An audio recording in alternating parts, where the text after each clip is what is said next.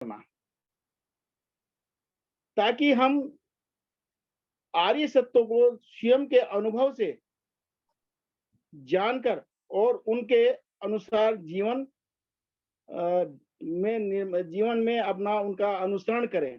ये हमारे ध्यान का उद्देश्य होता है। जैसे कहा भी गया है, मनोपुब्बगमा धम्मा मनोसेठा मनोमया मनसा चे पसचेन पसंती या करोति वा ततो ततो नंग सुमेति छायाना अन्नपातिने। मन सभी प्रवृत्तियों का अगुआ है, यानी मन से ही हम सब कुछ कर सकते हैं। हमारा जो मन होता है वही हमें उनका प्रधान है, वे मन से ही उत्पन्न होती हैं। यदि कोई व्यक्ति प्रसन्न मन से बोलता है या कार्य करता है तो सुख उसका अनुकरण उसी प्रकार करता है जैसे कभी साथ न छोड़ने वाली हमारी छाया। इस प्रकार सम्यक संबुद्ध ने हमारे सभी कुशल अकुशल कर्मों एवं सुख दुखों का जिम्मेदार हमारे मन को ही माना है। मन की चंचलता के बारे में भी उन्होंने बहुत सारी बातें कही है। तो तथागत बुद्ध ने जो ध्यान साधना का जो के माध्यम से जो अरहंत तक पहुंचे, निर्वाण प्राप्त किया, वो केवल एक ही साधन था, ध्यान। तो आज हम जो चर्चा करेंगे वो है आज मैं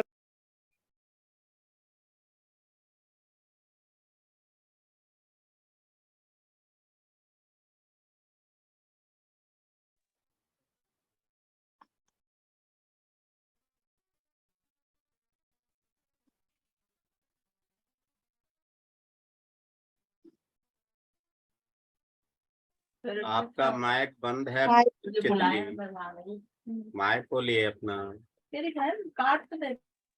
जैसा कि हम देख रहे हैं आज संसार की है, हर व्यक्ति माइक को, हेलो, क्या आवाज नहीं आ रही क्या? आ रही है, अभी आ रही। चालू है, हमारा कैरी ऑन। हाँ, ये दरअसल क्या है कि नेटवर्क इशू थोड़ा रहता है यहाँ पे। तो महत्ता विकास, ये हमारा आज का विषय रहेगा। तो जैसा कि मैंने कहा है कि संसार के अंदर बड़ी उठापटक हो रही है, हर आदमी किसी ना किसी परेशानी से ग्रस्त है। लेकिन महत्ता विकास क्यों जरूरी है आज के इस परिप्रेक्ष्य में? महत्ता विकास क्यों जरूरी है, इस पर मैं कुछ कहने का प्रयास करूंगा। सबसे पहले तथागत बुद्ध ने मैत्री और करुणा, इन दोनों की बात कही है। बिना मैत्री के हम आगे नहीं बढ़ सकते, हमारे संवाद अच्छा नहीं हो सकता, और हमारा जो विकास है वो चाहे कुछ किसी भी तरह का विकास हो, वो नहीं आगे नहीं बढ़ सकता। तो मैत्री हमारा एक ऐसा साधन है जीवन का जो हमें हमारा मार्ग प्रशस्त करता है और हमें आगे ले जाने में सहायक होता है, हमारी मदद करता है। तो जैसा कि ध्यान के माध्यम से भी हम सभी जानते हैं कि मैत्री जो है एक ऐसा साध्य है, एक ऐसा साधन है जो हमारे विकास में सहायक होता है। किसी भी तरह का हमारा विकास हो, चाहे वो धार्मिक हो, आध्यात्मिक हो, सामाजिक हो या आर्थिक हो, सभी के माध्यम से जो माध्यम या साध्य हमारा होता है वो होता है मैत्री। तो मैत्री हम चाहे सामाजिक प्राणी हो, चाहे धार्मिक हो, चाहे आध्यात्मिक हो या सामाजिक हो, या किसी भी तरह का प्राणी को, चाहे पशु पक्षी हो, सभी के साथ हमारी मैत्री होनी चाहिए। किसी को भी हमें हीन दृष्टि से या तुच्छ दृष्टि से हमें उनको नहीं देखना चाहिए। उनके अंदर भी हमारे जैसा ही जीवन है, उनके अंदर भी हमारे जैसा ही जीव है। तो मैत्री भावना जो है एक हमारा इतना अच्छा एक साधन है, ऐसा साध्य है जो हमारे मन को भी दुरुस्त करता है और हमारी कार्य प्रणाली को भी दुरुस्त करता है। और हमें आगे बढ़ने के लिए प्रेरित करता है। मैत्री एक ऐसा साधन है जो आपसी मनमुटाव को भी दूर कर सकता है। अभी यहाँ पे देहरादून के अंदर एक 10 पिलर्स ऑफ बुद्धिज्म के ऊपर ये हमारे जीएफआर का एक शिविर था, तो उसमें एक हमारे मित्र किशोरी लाल जी मेरे ही ग्रुप में थे। वो चर्चा कर रहे थे कि मेरे के पड़ोस में थे मेरे एक साथी, उनसे मेरी कभी बातचीत नहीं होती थी और वो भी मुझसे थोड़ा मनमुटाव सा रखते थे। तो मैं मैत्ता करता था उनके प्रति, मेरी मैत्री होती थी। उनको मैं चौथी पारी में लेता था, लेकिन मैंने सोचा एक दिन कि मैं उनको चौथी पारी में लेता हूँ, लेकिन कोई फायदा नहीं हो रहा। मेरी किस तरह की मैत्री हो रही है? मैं उनके घर के सामने से निकलता हूँ मुंह फेर करके और कोई फायदा नहीं है।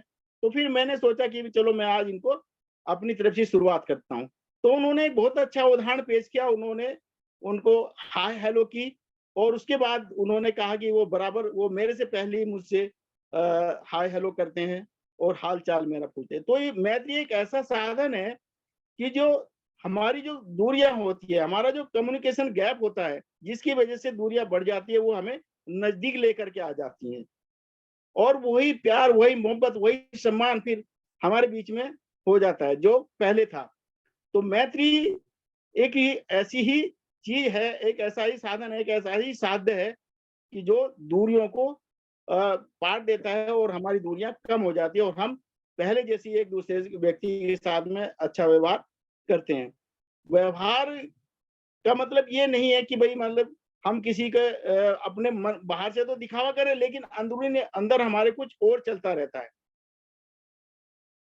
कि वैसे दिखावे के तौर पर हम उसको बड़ी मैत्री दे रहे हैं, बड़े प्यार से उससे बात कर रहे हैं, लेकिन मन के अंदर हमारे उनके प्रति द्वेष है, ईर्ष्या है, जलन है, इस तरह की भावना रहती है। वो मैत्री नहीं कही जा सकती।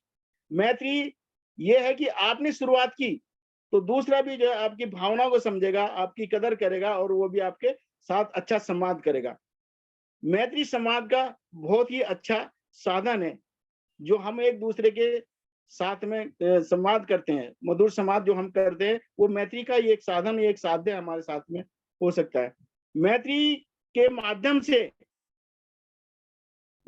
माध्यम से हम उन ऊंचाइयों को भी छू सकते हैं जो हमारा एक उद्देश्य होता है। उस उद्देश्य की प्राप्ति भी हम मैत्री के माध्यम से कर सकते हैं। तो ये जो मैत्री है, ये तथागत बुद्ध ने ऐसे ही नहीं दी। उन्होंने पहले इन चीजों को अपने जीवन में परखा, उतारा और उसके बाद में फिर उन्होंने संसार के लोगों को बांटा, संसार में दिया उन्होंने कि बिना मैत्री के हम एक दूसरे को नहीं समझ सकते और नहीं उनके नजदीक जा सकते। क्योंकि जब हमारे किसी के साथ मैत्री होगी तो हमारे मैत्री क्या होगी, हमारे एक दूसरे के ऊपर ट्रस्ट होगा, एक विश्वास होगा और जब विश्वास होगा तो आदमी अपनी परेशानी, अपने दुख दर्द को आपके साथ में बांटेगा।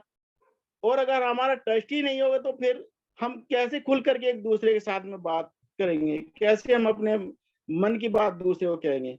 तो हमारे जो संघ है, हमारा जो वैश्विक जो संघ है, इसमें जितने भी हमारे मित्र होते हैं तो वो पहले इस बात को देखते हैं कि ये व्यक्ति मेरी बात को कहीं कहेगा तो नहीं, या जो मैं इसके सामने कह रहा हूँ उसको वो किसी दूसरे के सामने तो नहीं बताएगा जिससे कि मैं हंसी का पात्र बन जाऊं। इसीलिए क्या है कि मैत्री से हमारा विश्वास बढ़ता है, एक दूसरे के प्रति हमारा सम्मान बढ़ता है।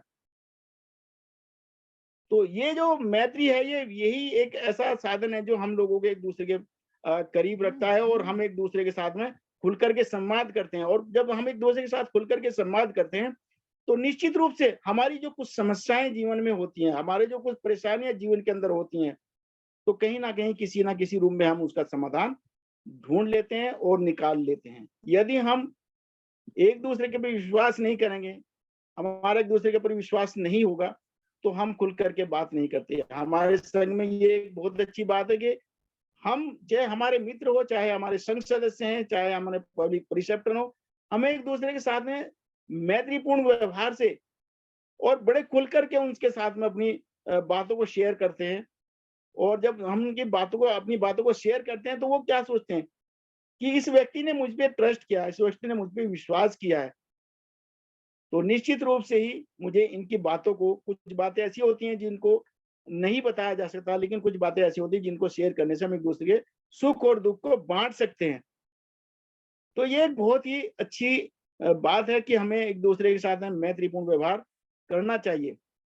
और ध्यान साधना के माध्यम से हम अब यही सीखते हैं कि चाहे वह मैं हूँ, यानी स्वयं के प्रति भी हम मैत्री करते हैं और अपने दोस्त के प्रति भी मैत्री करते हैं, तटस्थ व्यक्ति के प्रति भी दोस्ती करते हैं, और जिनके साथ में हमारे विचार नहीं मिलते, हमारी भावनाएं नहीं मिलती, या ये कहिए कि जिनसे हमारी अनबन रहती है, तो उनके प्रति भी हम मैत्री करते हैं।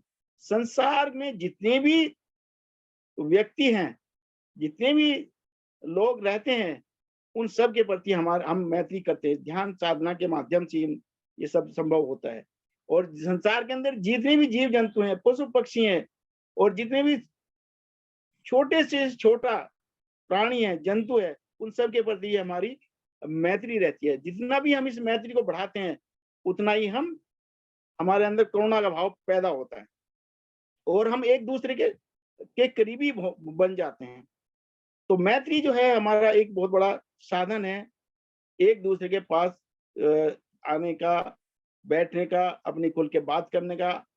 तो बिना मैत्री के कोई भी कार्य हमारा आसानी से संभव नहीं हो सकता। मैत्री जो है वो एक साधन है जो कि हमें एक दूसरे के नजदीक ला करके एक दूसरे के सुख दुख में मदद कर सकता है।